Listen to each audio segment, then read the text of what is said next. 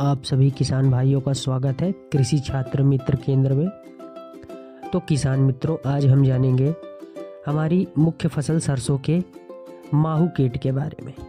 देश में रबी फसलों में सरसों की खेती बड़े पैमाने पर की जाती है। खाद्य तेल के रूप में सरसों की मांग अधिक रहने के कारण पिछले कुछ वर्षों से किसानों को सरसों की खेती से अच्छा मुनाफा हो रहा है।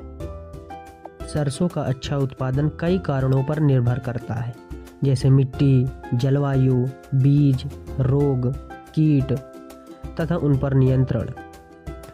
तो किसानों पर समय पर कीटों व रोगों की पहचान करनी चाहिए और उनका नियंत्रण करना चाहिए। सरसों की फसल में सबसे ज़्यादा नुकसान पहुंचाने वाला कीट होता है माहू। अब हम जानेंगे माहू दिखता कैसा है और उसका हम नियंत्रण कैसे करें। अब हम जानेंगे इसकी पहचान। सरसों का जो माहू कीट है वो छोटा होता है, लंबा व कोमल शरीर वाला कीट है। जो प्रौढ़ माहू होता है दो अवस्थाओं में पाया जाता है।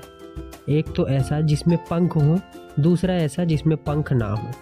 जो पंख रहित प्रौढ़ होता है वो 2 मिलीमीटर लंबे, गोलाकार व हरे रंग के या हल्के हरे पीले रंग के होते हैं। और जो पंख सहित प्रौढ़ होते हैं उनका पेट पीले रंग का होता है व उनके जो पंख होते हैं वो पारदर्शी होते हैं। शिशु जो होते हैं या बच्चे वो पंख रहित अवस्था में दोनों के समान होते हैं, परंतु आकार में छोटे होते हैं। इनमें 2 नालीनुमा संरचनाएं उनके पेट के अंतिम भाग में बनी होती हैं। अब हम जानेंगे माहू कीट से होने वाले हानि के लक्षण। ये कीट प्रायः दिसंबर के अंतिम सप्ताह से दिखने प्रारंभ होते हैं और मार्च के अंतिम समय तक यह एक्टिव या सक्रिय रहते हैं और मार्च के अंत तक विभिन्न भागों जैसे पुष्पक्रम हो गया, पत्ती, तना, टहनी व फलियों से रस चूस कर काफ़ी नुकसान पहुंचाते हैं। ये कीट समूहों में रहते हैं व तीव्रता से अपनी वंश की वृद्धि करते हैं। माहू पहले फसल की वानस्पतिक कलिका पर प्रकट होते हैं, धीरे धीरे पूरे पौधे को ढक लेते हैं। ये कीट एक प्रकार का रस स्राव करते हैं जिससे पौधे पर काले कवक का आक्रमण हो जाता है। तना व पत्तियां काली हो जाती हैं जिससे प्रकाश संश्लेषण में बाधा आती है। इस प्रकार यह कीट उपज व तेल की मात्रा में अत्यधिक कमी कर देता है। बादल युक्त व ठंडा मौसम इनके वंश वृद्धि के लिए अत्यंत उपयुक्त व कीटों के अनुकूल होता है। आगे अब हम जानेंगे इनका हम कीट प्रबंधन कैसे करें। जहाँ तक संभव हो सरसों की बुआई 15 अक्टूबर तक कर देनी चाहिए। इससे फसल माहू के प्रकोप से बच जाती है।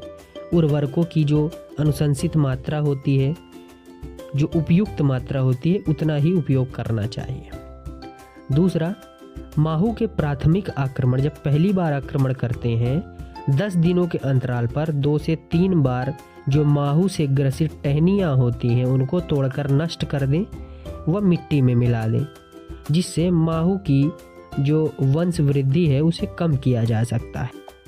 हमारी पूरी फसल में कम से कम 10% पौधे माहू से ग्रसित हों तथा प्रत्येक पौधे पर 26 से 28 माहू हों, तभी छिड़काव करना चाहिए। ऑक्सीडेमेटॉन मिथाइल, जिसे मेटासिस्टाक्स कहते हैं, उसका छिड़काव कर सकते हैं। यह रोगोर नामक एक कीटनाशक आता है, उसका छिड़काव कर सकते हैं।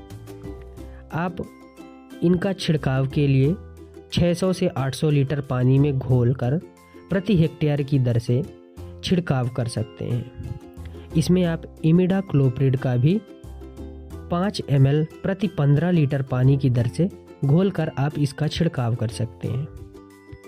जैविक नियंत्रण हेतु आप माहू के लिए अचूक दवा करके हमारे चैनल पर एक वीडियो है, आप उसे देख सकते हैं। यदि आपको जानकारी अच्छी लगी हो तो अपने किसान मित्रों से साझा करें।